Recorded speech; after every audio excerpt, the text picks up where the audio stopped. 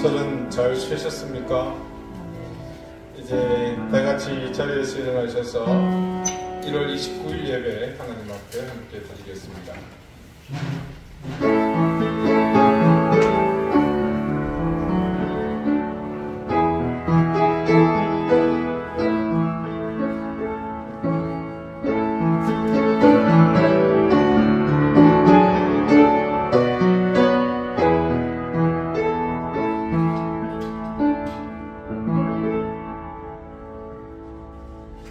그러므로 형제들아, 내가 하나님의 모든 자비하심으로 너희를 권하노니 너희 몸을 하나님이 기뻐하시는 거룩한 산 제사로 드리라. 이는 너희가 드릴 영적 예배니라. 아멘. 거룩하신 여호와 하나님, 하나님께서 구별하셔서 우리에게 허락하신 오늘 이 시간, 이 예배 자리로 부르심을 감사드립니다. 죄악된 인생이 거룩하신 하나님을 배울 수 있는 이 예배를 통해 우리의 온 마음과 정성을 다해 살아계신 하나님을 찬양하며 진실된 경배를 드립니다. 우리 마음 가운데 드리운 어둠의 그림자를 모두 몰아내시고 세파에 시달린 우리의 영혼을 더욱 정결하게 하시어 저희로 온전한 예배자가 되게 해주십시오.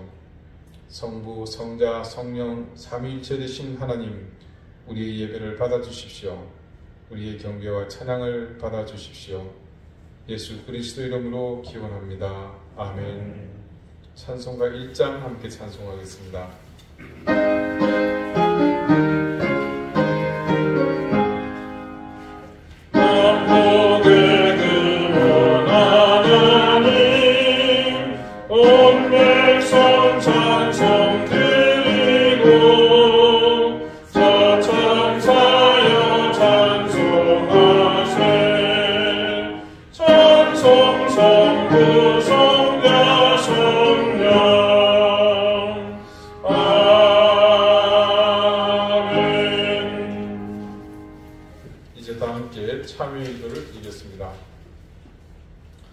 자비하신 하나님, 하나님의 인자와 긍휼 앞에 우리의 죄와 허물을 이 시간 고백합니다.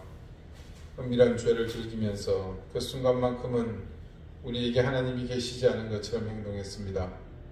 악을 행하며 행실을 더럽히는 사람들과 어울려 추악한 죄를 지으면서도 하나님을 두려워하지 않았습니다. 교회 안에서도 세상 가운데서도 우리는 사랑하기보다 저주하며 시기하며 분노함으로 서로를 미워하는 삶을 살았습니다. 악한 영에 이끌려 사랑을 잃어가며 내 자신만을 보면서 살았습니다. 의와 진리보다는 내 뜻이 중요했고 하나님의 인도하심보다는 내 욕망을 따라가는 삶을 살았습니다. 타인을 정죄하며 질타하느라 내 잘못을 보지 못했고 시기하며 질투하느라 정작 내 자신을 가꾸고 겸손히 엎드리는 일을 등한시했습니다. 나의 쓴 뿌리로 타인을 괴롭히며 실족하게 만들고 힘겹게 만들었습니다. 주님, 우리의 이런 악한 행실을 용서해 주십시오.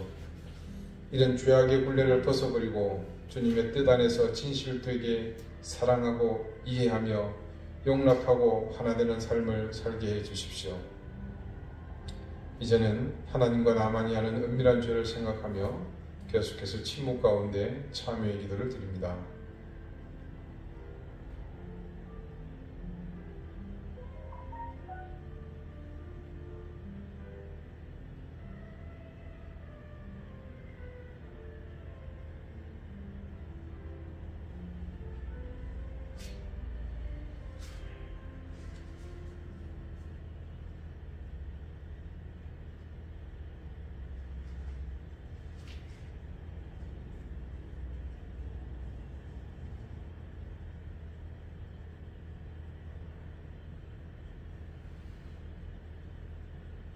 하나님께서는 자신의 부끄러운 죄를 솔직하게 고백하는 사람들에게 말씀하십니다. 내 이름을 위하여 내가 노하기를 더디할 것이며 내 영광을 위하여 내가 참고 너를 멸절하지 아니하리라. 아멘. 이제는 사도신경으로 우리의 신앙을 고백하오니 나는 전능하신 아버지 하나님 천지의 창조주를 믿습니다. 나는 그의 유일하신 아들 우리 주 예수 그리스도를 믿습니다. 그는 성령으로 잉태되어 동정녀 마리아에게서 나시고 본디오 빌라도에게 고난을 받아 십자가에 못 박혀 죽으시고 장사된 지 사흘 만에 죽은 자 가운데서 다시 살아나셨으며 하늘에 오르시어 전능하신 아버지 하나님 우편에 앉아 계시다가 거기로부터 살아있는 자와 죽은 자를 심판하러 오십니다.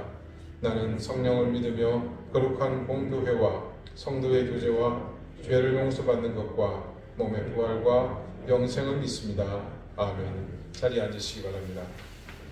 이제 다 함께 성시를 교독하겠습니다. 성시는 교독문 77번 요한복음 3장입니다.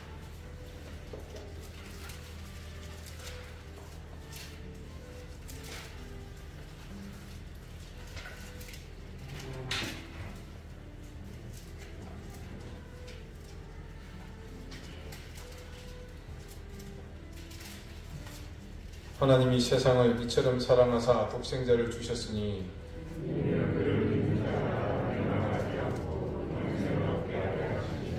하나님이 그 아들을 세상에 보내신 것은 그로 말미암아 세상이 구원을 받게 하려 하심이라.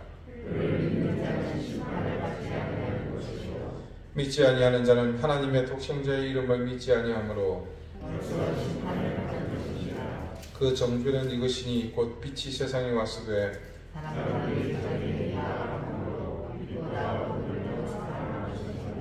악을 행하는 자마다 빛을 미워하여 빛으로 오지 아니하나니 진리를 따르는 자는 빛으로 오나니 하시니라. 아멘. 기도드리겠습니다. 하나님, 명절 끝에 매서운 한파가 이 땅을 온통 얼어붙게 만들고 있습니다. 따스한 하나님의 은혜와 사랑이 그리운 것은 단지 기운 때문만은 아닐 것입니다. 세상이 얼어붙은 듯 몸과 마음도 얼어붙은 이 전국 속에서 우리가 안식을 얻고 이 세파 가운데 평화를 갈망하기 때문인 줄 믿습니다. 교회를 바라보는 것이 불신자들에게도 나름 위안이 되고 잘 알지는 못하지만 누구든 기도하는 자의 소리에 귀를 기울여 줄 분을 의지하고자 하는 것이 교회의 역할이었는데 이제는 그런 손길마저도 외면하게 만든 우리의 모습은 이 추위에 냉기를 더할 뿐 온기를 더할 수 없는 이 실정이 안타깝기만 합니다. 하지만 하나님, 시대는 언제나 그렇게 하나님을 의지하는 사람보다 배척하고 부인하는 사람이 넘쳐났습니다. 그러니 우리가 지레 포기하고 위축되지 않게 하시고 더욱 우리의 근본을 공고히 하여 세상을 향해 우리 교회를 향해 당당하게 믿음의 자세로 서게 해주십시오. 오늘을 기점으로 2023년 첫 달이 지나갑니다. 새해라는 어색함과 더불어 은근히 미뤄놓았던 일에 박차를 가하게 하시고 어차피 흘러갈 세월이라 방임하지 않게 하시고 우리 인생을 하나님을 의지하여 더욱 가치 있게 살아내게 해주십시오.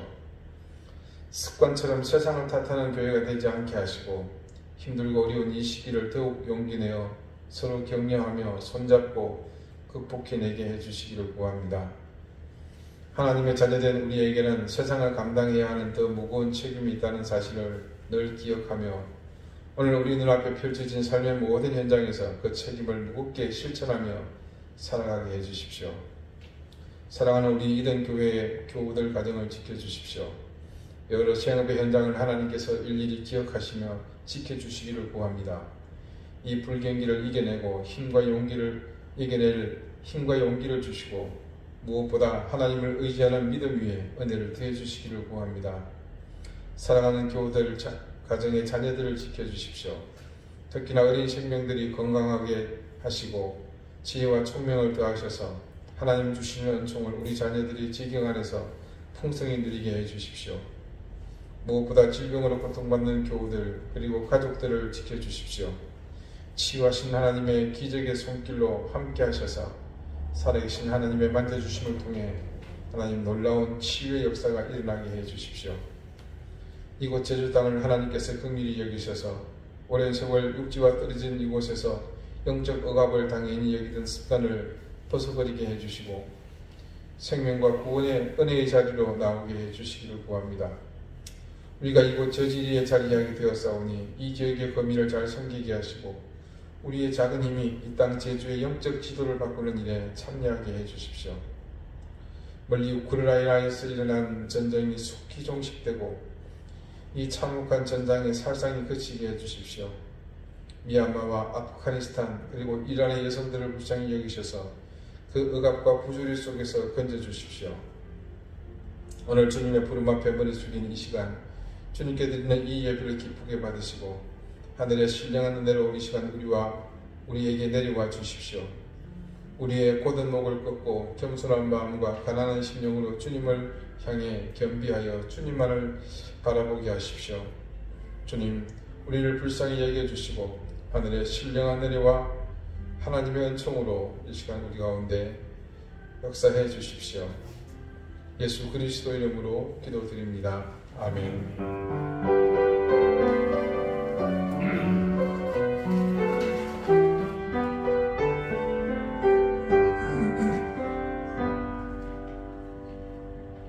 15장 함께 찬송하겠습니다.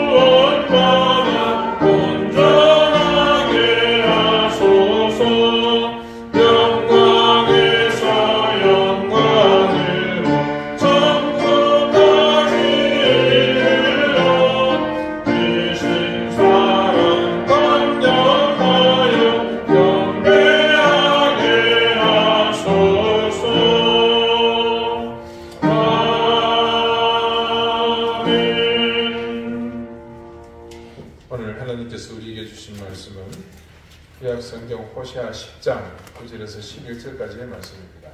구약 1264쪽입니다.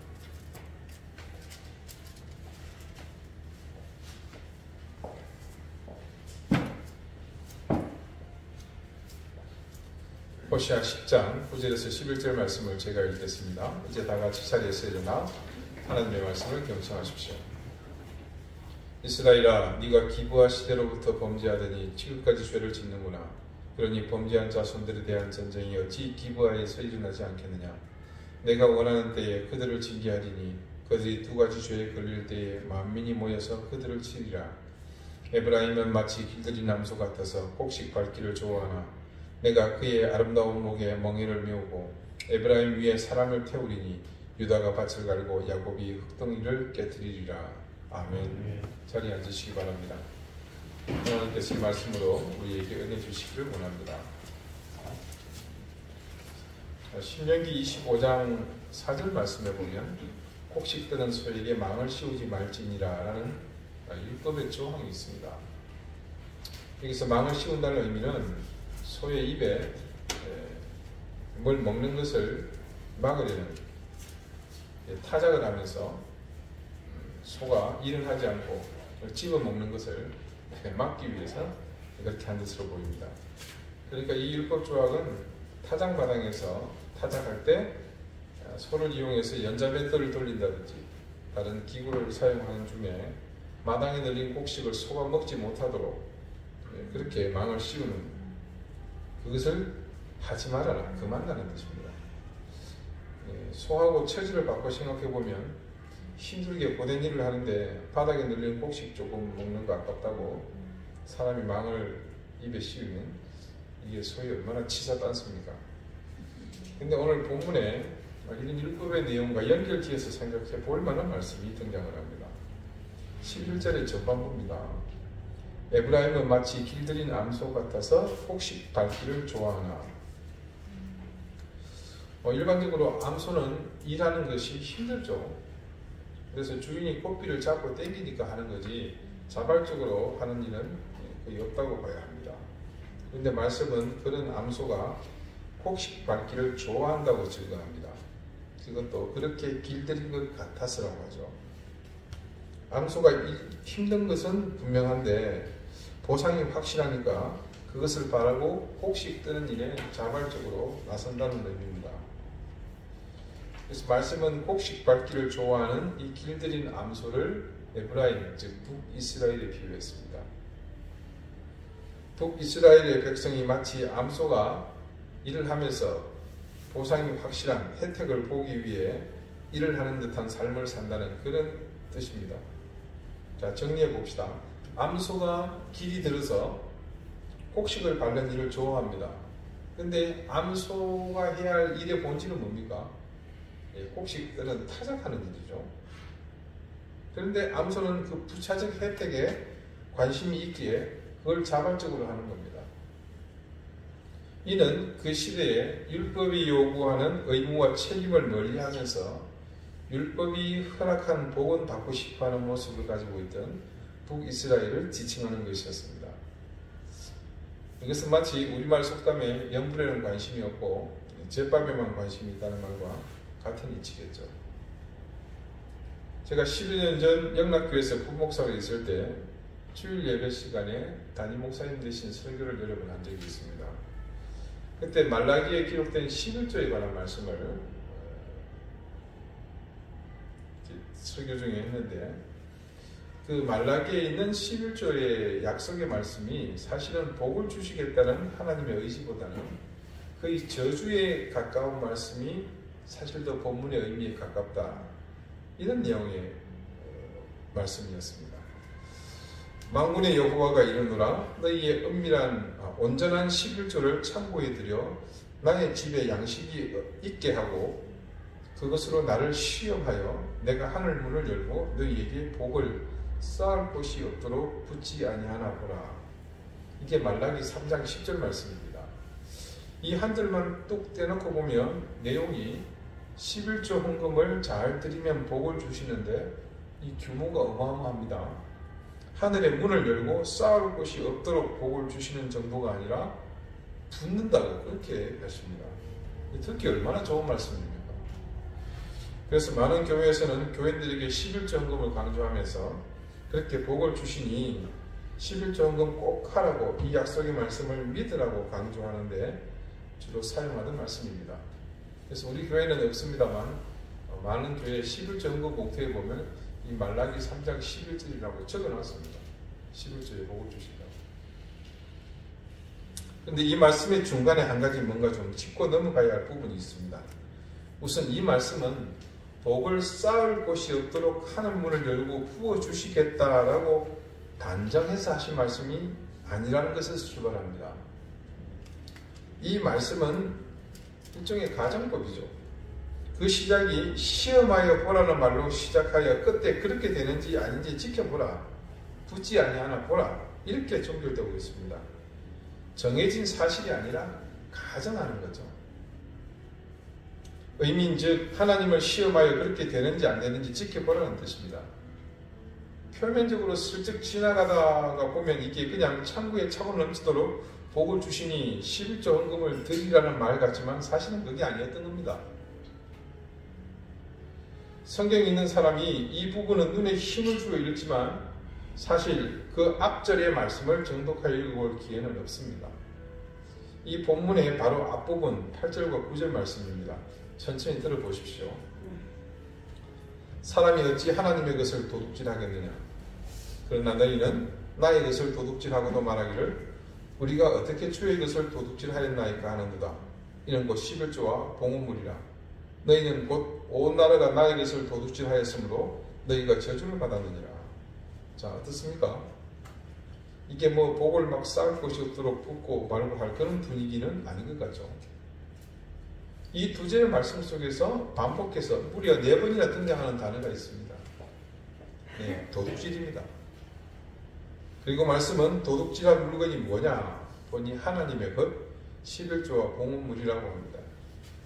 결국 먼저 읽어드린 10절과 이 내용 전체를 연결지어 내용을 보면 이는 하나님께서 이스라엘 백성들이 성의 없는 예물, 헛된 11조를 드리면서 심지어는 하나님의 것으로 구분한 11조를 착복하면서도 그것을 도둑질하는 것에 대한 하나님의 책망이 담긴 그런 내용이었던 거죠. 그러니까 너희들이 거지 같은 것 11조라고 내놓고는 복을 안 주느냐고 지랄지랄 할 것이 아니고 온전한 11조를 드려봐라 이놈들아. 내가 복을 쌓을 곳이 없도록 부어주나 안 주나. 자, 결국 이 말씀은 11조를 온전히 드리면 복을 준다 이런 의미보다는 그 이면에는 엉터리로 제사 지내며 대가를 바라는 이스라엘 백성을 향한 저주에 가까운 하나님의 책망을 담고 있는 내용이었습니다. 자, 이렇게 제가 말씀을 전했던 겁니다. 근데 이 설교 시간이 아침 한 7시 30분 정도였거든요. 그것까지 오려면 적어도 한 5시에 일어나야 되죠. 교인 중 한 분이 졸다가 주무시다가 뭔가 듣긴 들었는데 아주 선택적으로 들으신 모양입니다. 예배를 마치고 예배당 밖으로 나오시는 분들과 설교자가 서서 인사를 이렇게 하죠. 하는데 어떤 할아버지 한 분이 다짜고짜 이놈 저놈 하면서 육두문자를 막 내지르는 겁니다. 그 할아버지가 하는 말의 내용은 이렇습니다. 내가 교회에 저주 받으려고 나온 줄 아느냐 이놈아. 복 받으려고 왔지. 어디서 저주 받으라는 말을 하고 지랄이야. 자, 여러분이 들어보니까 어떻습니까? 이 양반이 졸다가 주무시다가 선택적으로 들으신 게 맞죠? 사실 그거야 제가 뭐 설교를 졸리게 했으니까 가해자의 제 책임이지만 이분의 이야기를 들으면서 저는 좀 착잡했습니다. 그러면서 이런 생각이 들더군요. 이 성전에 앉아있는 사람들이 모두 제각각 생각이 다 다르구나. 물론 다를 수 있습니다. 하지만 달라서는 안 되는 것들도 있죠. 그것은 하나님의 말씀을 올바르게 이해하려는 마음입니다. 그리고 그 말씀을 통해 설교자가 선포하는 하나님의 말씀을 듣고 깨닫고 은혜를 받으려는 마음, 이것들은 달라져서는 안 되겠죠. 여러분, 은혜와 복은 반드시 내가 원하는 것을 받는 것만을 의미하지는 않습니다. 손에 돈을 쥐게 되어서 그것이 하나님의 은혜일 수 있겠지만 도리어 손에 쥐게 된 돈 몇 푼 때문에 더 나빠질 수도 있습니다. 병들었다가 병이 나아서 은혜 받았다고 감사하다고 생각할 수 있겠지만 회복한 건강 때문에 오히려 더 상황이 나빠지고 믿음이 실족하는 경우도 많이 있습니다. 제가 여러 번 얘기한 적이 있죠. 아들이 망했는데 할렐루야 했다는 권사님 이야기.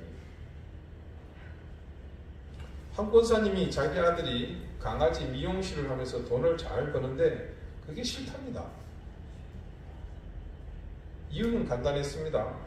처음에는 그러지 않았는데 이제는 주일에 주말에 손님을 더 많이 받아서 돈을 더 많이 벌겠다고 그러면서 아예 주일 예배를 드리지 않는다는 겁니다. 그래서 신방을 갔더니 그 권사님이 그것을 기도 제목으로 내놓으셨어요. 수백 가정을 제가 돌아다니며 신방을 했지만 자기 자식 돈 잘 버는 것이 문제라며 기도 제목으로 내놓는 분은 처음이었습니다. 그리고 그 해당 교구를 옮기게 되었고 2년 가까이 된 시점에 교회 마당에서 그 권사님을 만났습니다. 제가 묻지도 않았는데 권사님은 제 손을 덥석 잡고는 목사님 감사합니다 라면서 인사를 합니다. 저는 워낙 인상 깊은 집이기 때문에, 그리고 세세히 기억하고 있는 이 문제를 물었습니다. 아들 문제죠. 또 그건 제가 기도하던 얘기도 했고, 권사님은 얼굴이 환한 모습으로 목사님 아들 미용실 망했어요 라면서 마치 복권에 당첨된 듯 기쁜 음색으로 말하는 겁니다. 살다 아들 사업 망했다고 기뻐하는 엄마의 모습은 그때가 처음이자 마지막이었던 것 같습니다.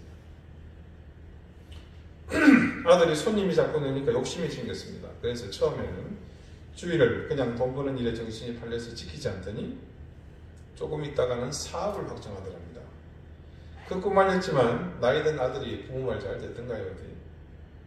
결국 자금 조달에 문제가 생겨서 그 가게를 날리고 만 겁니다. 아들이 어느 날 갑자기 큰일 났다고, 가게 넘겨야 한다고, 이제 망했다고 죽을 상으로 말을 하는데 이 권사님이 할렐루야 했다고 합니다. 그래서 지금은 아들 뭐하고 있느냐 물었더니 아무것도 안 한답니다. 그러면서 지금은 매 주일 예배에 빠지지 않고 잘 나오고 있고, 자기 아버지하고 아들이 나란히 집사 임명 받으려고 재직 교육 중이라고 했습니다. 때마침 그 오후 예배 마치고 제가 재직 교육 담당 강사여서 갔더니 아니나 다를까 그 권사님이 스텝도 아니신데 거기서 분주히 봉사하고 계십니다.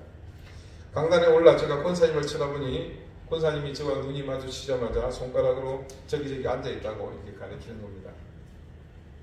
아들이 주일 예배 꼬박꼬박 드리러 나오게 되니까 권사님의 남편, 소위 나이롱 신자였던 이 아버지가 아들이 데리고 나오는 손주딸 보려고 매주일 교회에 열심히 나온다는 겁니다. 그러다가 은혜 받고 이제는 집사 교육까지 받는 지경에 이르게 된 겁니다. 권사님은 자기 돈으로 아들 대출이자 갚아주면서도 연신 감사하는 말을 멈추지 않으셨습니다. 제가 직접 듣고 본 이야기지만 이 권사님의 생에서 뭐가 진짜 은혜며 저주인지 명확하게 드러나지 않습니까? 우리 그리스도인이 신앙생활을 하는 목적을 분명하게 못 박지 않으면 우리는 불신자들보다도 오히려 더 못한 삶을 살 수도 있습니다. 우리가 수시로 외치는 정직한 신앙, 바른 믿음은 바로 이 점, 즉 우리 신앙의 목적과 목표를 올바르게 하는 것을 주된 목적으로 삼고 있습니다. 알프스를 넘어서 러시아를 정벌하러 나선 나폴레옹이 말을 타고 가다가 우연히 바닥에 있는 클로버를 보게 되었습니다. 클로버 잎은 보통 3개인데 유독 한 잎만 이파리가 4개짜리가 있더랍니다. 그래서 신기해서 그것을 주우려고 머리를 숙여서 땅바닥에 손을 닿는데 그때 숙인 몸 위로 총알이 날아갔다고 합니다. 그래서 이때부터 4잎 달린 클로버는 행운의 상징으로 여겨졌다는 전설의 고향 같은 이야기가 있죠. 누군가에게 4잎 클로버를 선물하면 다들 좋아합니다. 왜요? 이게 행운의 상징이라는 것을 알기 때문입니다. 근데 여러분 4잎 말고 3잎 클로버가 상징하는 것도 있습니다. 그것은 놀랍게도 행복이라고 합니다. 행운과 행복을 저울에 달면 어느 쪽이 더 무겁겠습니까? 당연히 행복이죠. 행운은 한시적이지만 행복은 지속되는 상태를 말하니까요.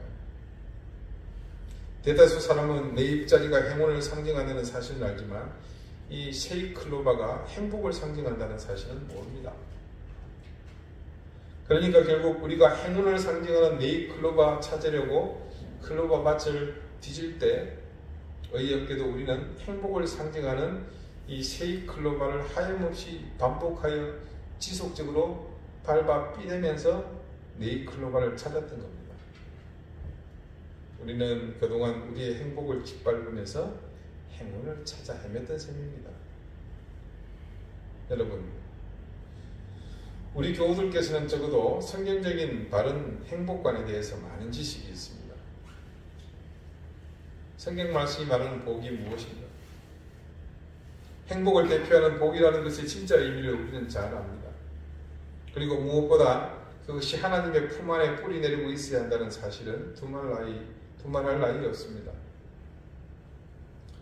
인간에게 하나님이 주시는 복이라는 것은 근본적으로 하나님과의 바른 관계를 지향하는 것에서 출발합니다. 하나님과 올바른 교제를 위해서 우리가 온전한 하나님의 사랑을 받는 대상이 되도록 우리는 온전케 하시는 하나님의 모든 행위가 바로 복입니다. 그래서 그것은 소유를 통해서 오는 행복이 아닙니다. 또한 그것은 힘을 통해서 누군가 위해서 굴림해서 얻는 행복이 아닙니다. 여러분, 이런 것들이 복이었다면, 그것이 우리 신앙의 목적이었다면 우리 주님은 그런 면에서 철저한 실패자입니다. 그런 면에서 역사는 우리 주님의 흔적을 단 한 문장도 기록해야 할 어떤 명분도 이유도 없으며 2000년의 기독교 역사는 이 세상에서 가장 완벽한 사기 집단에 불과합니다. 우리는 2주 전에 아주 놀라운 사실을 하나 알게 되었지 않습니까?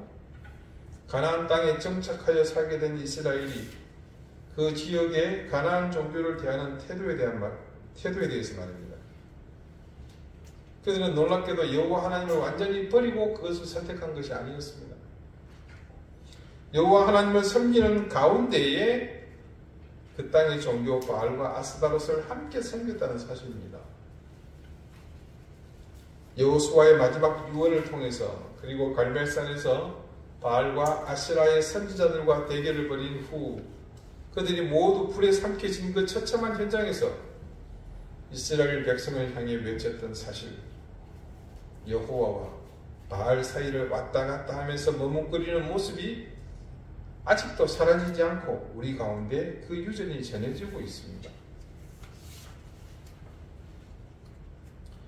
여호와 하나님과 바알, 이 시대 하나님을 대적하는 바알을 대표하는 맘몬, 물질을 사랑하고 섬기려는 마음은 그 시대와 다르지 않게 우리 가운데 깊이 뿌리내리고 있습니다. 그래서 이 시대에 깨어있는 교회의 현주소와 그리고 다가올 미래의 중요한 화두로 꼽는 것이 바로 교회의 세속화입니다. 간단한 예를 들어보겠습니다. 지금 이곳 제주도에서 부흥하고 있는 교회가 손을 꼽을 정도로 몇 안 됩니다. 손으로 꼽을 필요도 없고 단 두 곳이라고 봐도 거의 무방합니다. 제주 시내에 있는 제일 큰 교회 하나, 그리고 우리 인근에 있는 교회 하나, 그렇습니다. 그 교회의 공통점은 가만히 있어도 사람들이 몰려든다는 겁니다. 자, 과연 그것을 교회의 부흥이라고 봐야 할까요? 그 교회 교인들이 거리로 나가 직장으로 혹은 이웃으로 가서 불신자들을 전도해서 그들이 복음을 받아들이고 주님을 구주로 영접하는 이 구원의 역사를 통해서 그것이 부흥한 걸까요? 자, 이게 굉장히 당연한 생각이었습니다.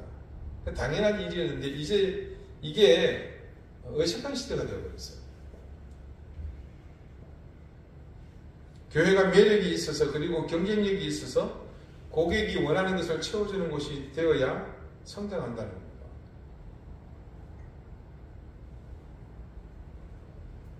우리 교회는 그래도 형편이 나은 편입니다.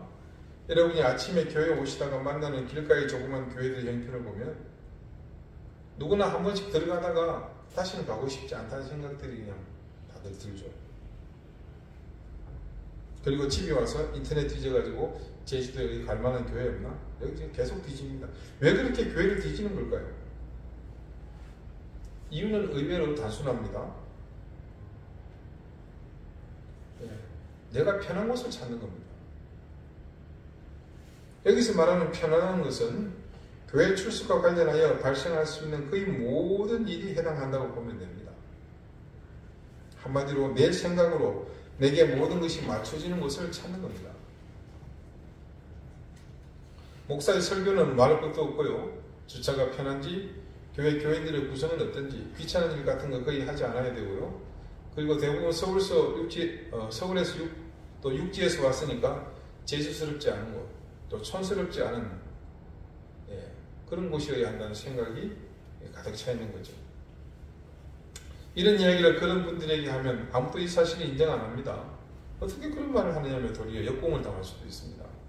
하지만 이건 언제까지나 밖에서 드러난 것을 분석한 객관적 현상입니다. 정작 해당하는 분들은 이미 이런 류의 조건들을 조건 반사적으로 수식까지 다다다닥 번개같이 다 점검하고 추식하기 때문에 그렇게 했다고 스스로 인지 못할 뿐입니다. 그렇게 보자면 요즘 기성세대에게 외계인처럼 느껴진다는 MZ세대와 같은 전혀 다른 인류가 교회를 채우기 시작하고 있다고 볼 것입니다. 자, 원론적인 얘기 하나 하죠. 기독교 가치의 핵심 중 빼놓을 수 없는 것 하나가 바로 구도의 삶입니다. 구도의 삶은 우리 신앙의 절대적인 본질, 구원을 향해 나가는 가장 힘있는 도구입니다. 이 세상의 어떤 방법으로 대체할 수 없는 가장 강력한 길이죠. 오래전 교회의 전통은 이런 구도자의 삶에 헌신하는 것을 최고의 가치로 여겼습니다. 근데 수세기가 흐르면서 그 가치는 많이 퇴색해버렸습니다.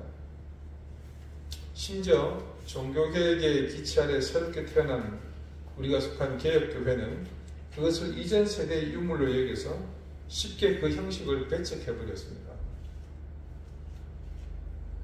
우리가 복음에 이르는 길, 또 궁극적으로 구원에 이르는 길을 넓게 확장하며 쉽게 나오도록 길을 연 것은 환영한 일이지만 정작 이 길을 통해 구도자의 삶을 사는 방법을 너무 가볍게 생각해버렸습니다. 그리고 그런 판단과 선택은 오늘날 전 세계 교회가 함께 겪는 위기를 통해 대가를 톡톡히 치르고 있습니다. 구도자의 길이 막혀버린 교회는 세상과 가까워지는 길을 선택했습니다. 세상 가운데로 교회가 들어가면서 그들과 어울리고 쉽게 복음을 접하도록 하는 길을 개척한 것은 바람직한 일이었지만 거기까지였습니다. 구도자의 길이 보편적이던 시대는 나름의 엄격한 말씀에 대한 적용을 통해서 자기 성찰과 그에 따른 자기 부인 그리고 깊은 묵상을 통한 영적 거룩함을 유지할 수 있었습니다. 그러나 그런 전통이 사라지고 없는 곳에는 대신 세상의 가치와 철학이 조금씩 비집고 들어와 자리 잡게 됩니다. 마치 이스라엘 백성이 가나안에 들어가서 그들의 종교를 받아들이며 어떤 것도 포기하지 않고 여호와 하나님을 믿으면서 그 바알 종교를 함께 끌어안고 살았던 것처럼 말입니다. 이 시대의 교회를 채우는 MZ세대 같은 그리스도인들이 바로 여기에 해당하는 사람들입니다. 하나님이 중심이 되지 못하고 말씀의 가치가 우선하지 못하는 그런 분입니다. 여러분, 성경 말씀은요, 끊임없이 우리가 죄인이며 그래서 우리 자신을 부인하고 늘 말씀 앞에서 자신을 살펴야 한다고 말합니다. 그러나 그런 말씀의 가르침을 이 세상에 지금 적용하려고 하면 도리어 우리가 외계인 취급받습니다. 자신이 무시당하고 배척당하고 희생해야 하는 것은 이제 절대 용납되지 않는 것이 현실입니다. 하지만 용납되지 않는 그와 같은 삶의 자세는 복음을 받아들이고 하나님의 자녀로 사는 우리가 살아야 할 인생의 방법과 정면으로 벽치기는 삶이지 않습니까? 하나님께서 우리에게 바라시는 삶은 단순합니다. 말씀이 이끄는 대로 구도자의 삶을 사는 거죠. 그러기 위해서 나를 부인하고 자기 십자가를 쥐고 주님께서 가신 그 길을 그저 묵묵히 따라가는 그것뿐입니다.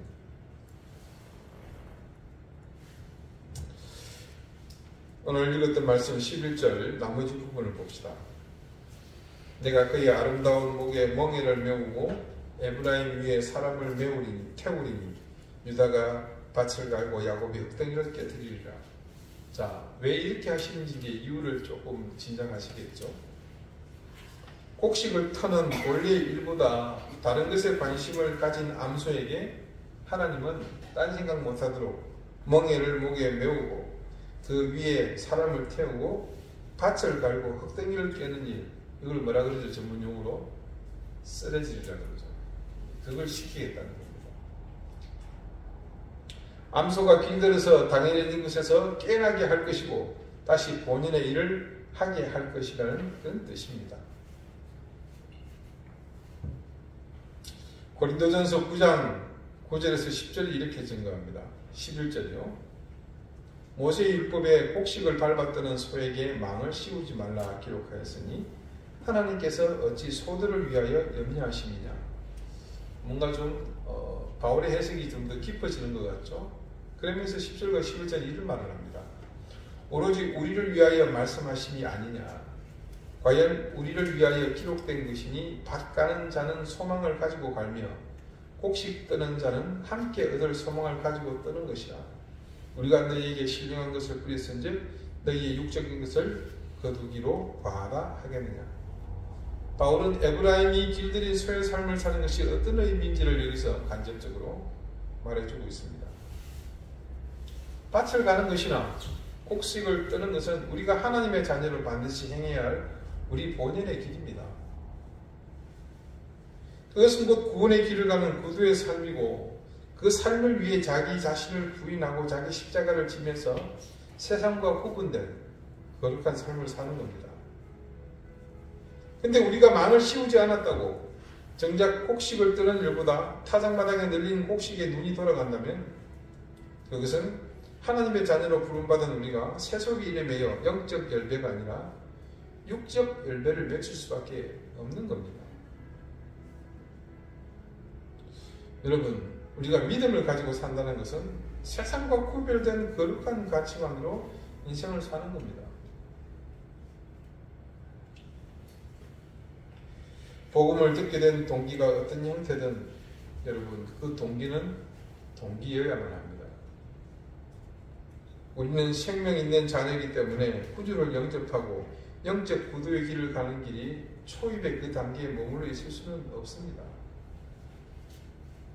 곡식 뜨는 소가 자기 본분을 망각하고 곡식을 먹는 일 때문에 곡식 관련 것을 좋아한다면 그것은 영적 목적을 상실하고 육적인 만족을 위해 사는 것 이상의 삶이 될 수 없습니다. 먹을 것을 탐하는 가축이나 혹은 아무 데서나 배설하는 것을 주저하지 않는 동물과 하등 다름이 없는 삶이겠죠. 하나님은 우리를 당신의 자녀로 부르셨습니다.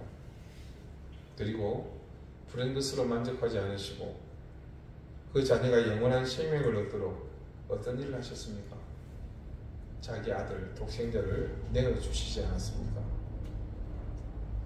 그분은 너무나 영적이고 거룩하신 분인데 우리가 과연 육적 욕망을 벗어버리지 못해 주님과 세상을 겸하면서 하나님을 바라본다면 어떻게 우리의 생이 온전한 구원을 이룰 수 있겠습니까? 여러분, 부디 2023년은 우리의 신앙이 길들여 곡식 밟기를 좋아하는 변질된 암소 같은 신앙에서 본래의 모습으로 돌아가는 그런 해가 되기를 바랍니다. 내가 중심이 되어 무조건 나의 유익만을 위해 근본적인 것마저 망각하며 육적 욕망을 따르는 것을 주저하지 않았던 바르지 못한 믿음의 삶을 던져버리시기를 바랍니다. 여러분, 해가 갈수록 연분연 우리 신앙의 터전은 더욱 다양해진 이 다양성 속에서 계속해서 더 큰 위협을 받게 될 것입니다. 그 속에서 우리 자신을 지키는 것은 어느 때보다도 우리의 근본을 더욱 굳건하게 다지는 것입니다. 우리가 가야 할 길을 더욱 분명히 인지하는 가운데 올바른 믿음과 정직한 신앙으로 세속적 욕망을 버리고 오직 주님만을 바라보고 우리의 시선을 하늘로 고정하며 나가는 이 해가 되시기를 바랍니다. 기도드리시겠습니다. 하나님, 곡식을 뜨는 소의 입에 망을 씌우지 않았더니 그 소가 이제 곡식의 맛을 알아 곡식 밟는 일을 좋아하게 되었습니다. 그 시대 이스라엘 백성이 길들이는 암소처럼 살았던 그 삶이 오늘 우리 가운데서 여전히 삶의 습관으로 남아 있습니다. 어느 곳이든 주님이 부르시는 곳에서 나 자신을 부인하며 내 십자가를 지는 것이 하나님 자녀의 마땅한 길인데 이제는 자신이 주인이 되어 진정한 구두자의 길을 버리고 곡식을 탐내는 곡식 밟기 좋아하는 암소처럼 살게 되었습니다. 주님, 더욱 우리를 옥죄는 더 강력해진 이 세상의 유혹에 우리의 근본을 더욱 견고히 하며 밭을 갈고 곡식을 떼는 본인의 삶으로 돌아가는 그런 인생이 되게 해 주십시오. 길들이는 암소의 삶을 벗어버리고 새해는 주님을 향해서 우리가 궁극적으로 이루어야 할 구원의 길을 찾는 구도자의 삶을 회복하는 해가 되게 해 주십시오. 예수 그리스도 이름으로 기도드립니다. 아멘. 516장 찬송하겠습니다.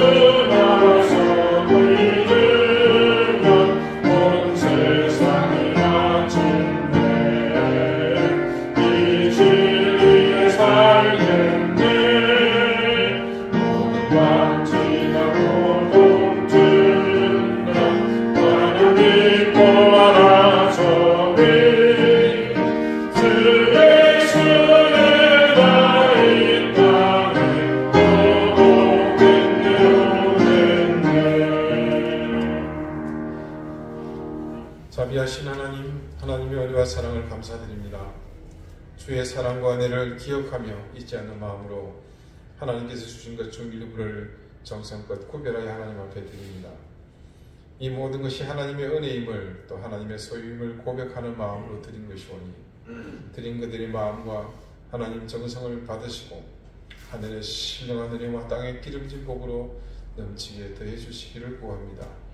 가정과 생업이 복을 얻게 하시고 귀한 자녀들이 하나님의 큰 은혜를 얻도록 지켜주시고 질고를 회복시켜 주시며 또 그들의 길을 막고 있는 모든 어려운 형편들을 하나님께서 다 누구를 주시고 그 길이 평탄해지며 하나님의 복된 은혜가 그 길에 펼쳐지게 인도해 주십시오. 감사드리며 예수 그리스도 이름으로 봉헌 기도드립니다. 아멘. 예, 교회 소식 알려드리겠습니다. 오늘 예배 마치는 즉시 성탄 장식을 다시 철거하도록 하겠습니다. 시간 되시는 분은 알아서 함께 좀 참여해 주시면 감사하겠습니다. 요번 돌아오는 수요일 오전 10시부터 남성이라는 자를 빼고 성숙자반 강의를 시작하겠습니다. 남성은 의무, 또 남성이 아니신 분들은 자발적으로 참여하시면 되겠습니다. 연말정산이면 기부금 납부증명이 필요하신 분은 신청하시기 바라겠습니다. 계속해서 우리 환우들을 위해서 기도해 주시고요. 또 러시아와 우크라이나, 또 미얀마, 아프가니스탄, 이란 여성들을 위해서도 계속해서 기도해 주시기 바랍니다. 다 같이 자리에서 일어나셔서 앞뒤 좌우에 계신 분들과 다정하게 인사를 나누시겠습니다. 54장 함께 찬송하겠습니다.